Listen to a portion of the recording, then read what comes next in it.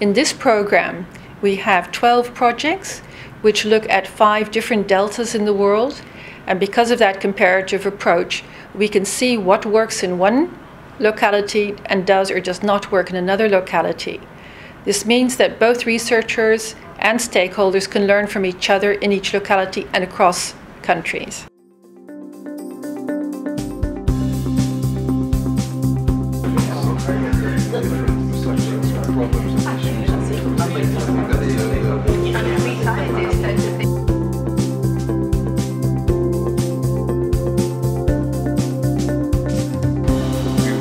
Improve that, and we will have the time and the opportunity to connect to new research.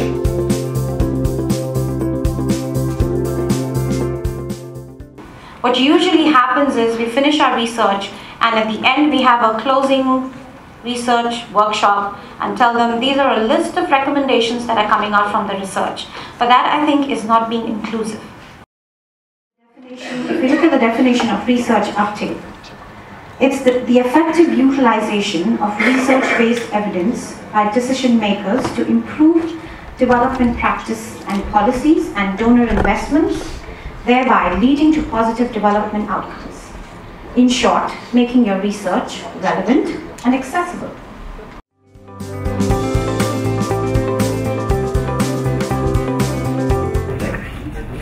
In my point of view, research like how to sell our scientific product to our client. And we have to convince our client. We have to find out who to be possible client and how can we convince them. If we have research uptake, that could be also research downtake. We can sell our product up and we can sell our product down to the community.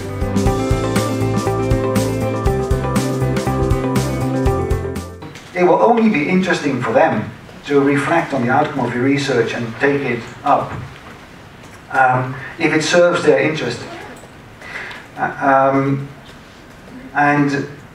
in the case of Vietnam, that may not be the longer term, that may be, in fact, most likely, the immediate economic benefit for the area. We connected to 15 or 20 high-level experts for the Mekong Delta. That was a deliberate choice, and I mentioned we call them the retired reformists, but those two words actually they tell it all. Because they are retired, they are no longer bound to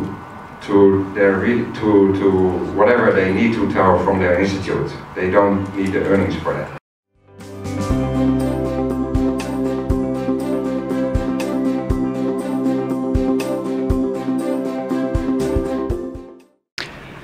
So this conference was very interesting for me in particular, because I learned that many of the projects that we fund on adaptation to climate and environmental change at IDRC share a lot of common objectives and approaches, and also share common challenges with many projects funded by the Urbanising Deltas of the World initiative. And they also share institutions and research scientists that belong to both teams. So I've learned that this opens up for the possibility of collaborations, and also, hoping that these projects could be the seeds for the building up of a community of practices, especially to work on vulnerability reduction of communities in large urbanizing deltas.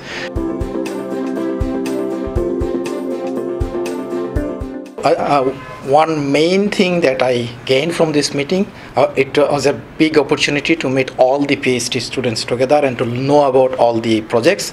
And it was good to see that there is a big number of PhD students coming from Bangladesh, and we need this kind of experts to take their leadership for delta management in the coming days. So I'm really happy to see that. And then our project, the project I represent, is called Delta Mar. It was designed, now I discovered that it is already designed as a kind of multidisciplinary project. Stakeholders are involved, different disciplines are involved, and now I know exactly how to make them more involved, how to keep the stakeholders interested. Thank you very much.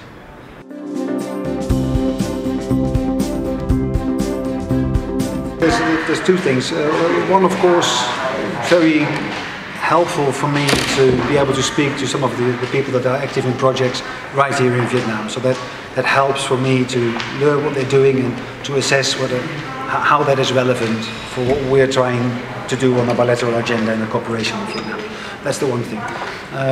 The other thing is that I was very happy that we had quite a deep, well thought out discussion on the policy relevance of research.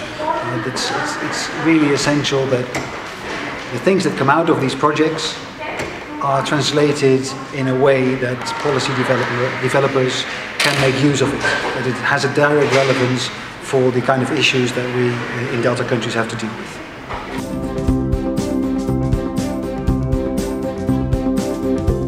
As I see, communication is key for research uptake, and we should have appropriate communication methodologies using indirect pathways and direct pathways both. Indirect pathways, at least if we can facilitate the interagency coordination for research impact, that is a valuable thing. And this is the first conference which is dedicated for research uptake in the program, which is a very good initiative by NWO and the UDW.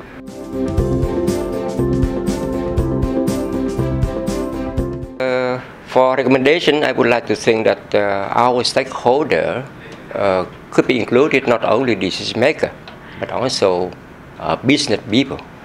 Why I say that? Because decision maker, researcher, and a local community now working together, maybe to create some policy. But for implementation, we need business who can connect and can transfer, can realize the policy into the real life.